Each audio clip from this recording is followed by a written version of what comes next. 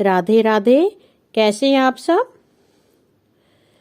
जो भाग 4 में हमने कथा सुनी थी उसमें हमने जाना कि माघ स्नान के माध्यम से एक गजराज कैसे देवता का स्वरूप पाकर स्वर्ग को चला गया।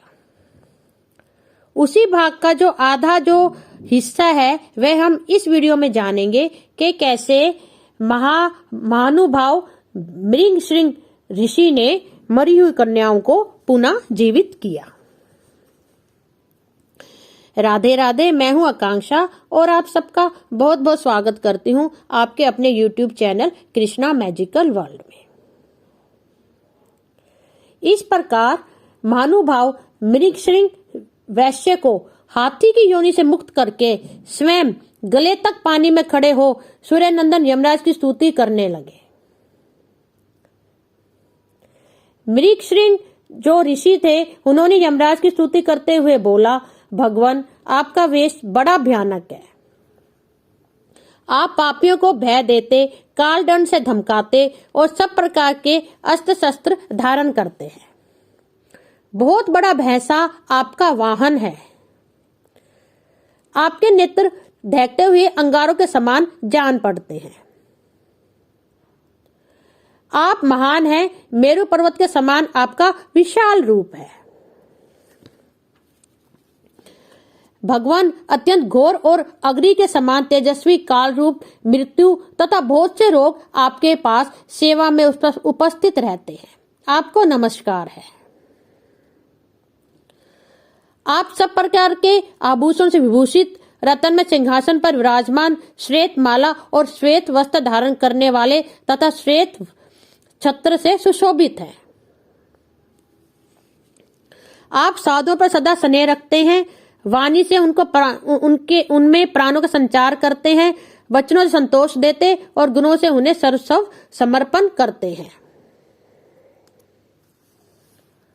जिसकी पीठ पर लटके हुए घंटों की ध्वनि से सारी दिशाएं गूंज उठती हैं तथा जो ऊंचे ऊंचे सींगों और फुकारों के कारण अत्यंत भीषण प्रतीत होते हैं, ऐसे महान भैंसे पर जो विराजमान रहते हैं, जिनकी 8 बड़ी बड़ी अनुपम भुजाएं हैं, उन यमराज को मैं प्रणाम करता हूं। भगवान, जब आपके दूत पापी जीवों को दृढ़ता पूर्वक बांधकर आपके सामने उपस्थित करते हैं, तब आप उन्हें यह आदेश देते हैं कि इन पापियों को अनेक घोर नरकों में गिराकर छेद डालो, टुकड़े टुकड़े कर दो, जला दो, सुखा डालो, पीस दो।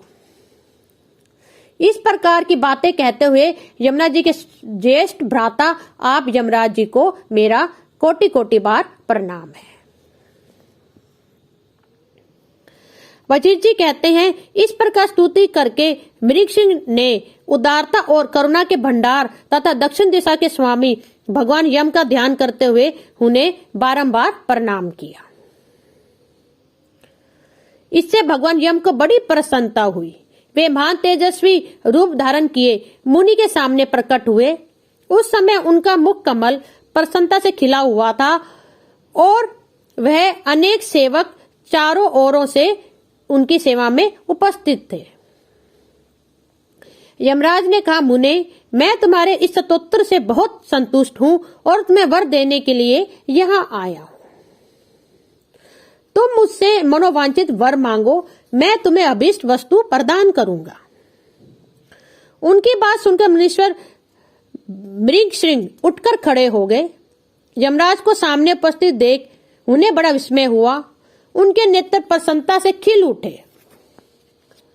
तब उन्होंने श्री यमराज जी के समक्ष हाथ जोड़ के बोला, भगवान, इन कन्याओं को प्राण दान दीजिए।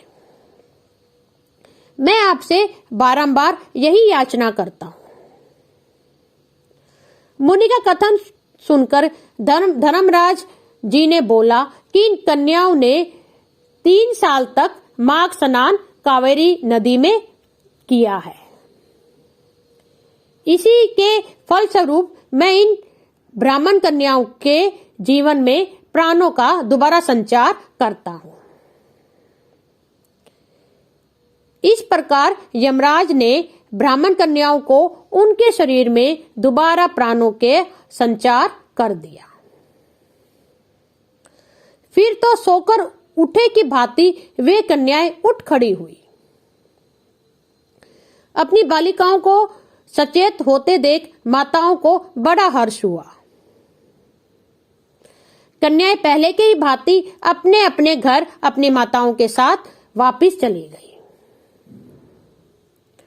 वशिष्ठ जी कहते हैं, इस प्रकार विप्रवर मृग श्रृंग को वरदान दे यम देवता अपने पार्षदों के साथ अंतर्ध्यान हो गए। जो मानव प्रतिदिन यमराज की स्तुति का पाठ करेगा उसे कभी भी यम यातना नहीं भोगनी पड़ेगी। उसके ऊपर यमराज प्रसन्न होंगे। उसकी संतति का कभी अमृत्यु से प्राभव न होगा। उसे इस लोक और परलोक में भी लक्ष्मी की प्राप्ति होगी और उसे कभी भी रोगों का शिकार भी नहीं होना पड़ेगा। ओम तत्सत, ओम तत्सत। इस प्रकार देखा आप सबने किस प्रकार माघ स्नान के प्रभाव से एक हाथी का उद्धार हुआ और मरी हुई कन्याएं पुनः जीवित हो उठी। इस माघ स्नान की ऐसी ही महिमा है। अब हम अगले भाग में यह जानेंगे कि वह जो कन्याएं मृत हो गई थी उन्होंने यमलोक में क्या क्या देखा। वह सब वर्णन करेंगी जब वह यमलोक में स्वर्ग और नरक की वह बताएंगी कि उन्होंने स्वर्ग और नरक में क्या क्या देखा और कैसे कैसे वहां पे उन्होंने नरकों को देखा। ये जो सारा जो वृतांत है वह आप मेरे अगले भाग में सुनेंगे। अगर आपने अपने इस चैनल को सब्सक्राइब नहीं किया तो प्लीज कीजिए। कथा को ज्यादा से ज्यादा शेयर कीजिए। अब मैं जाने की आज्ञा चाहती हूँ। मिलते हैं अगले भाग में। ओम नमो भगवते वासुदेवाय। धन्यवाद।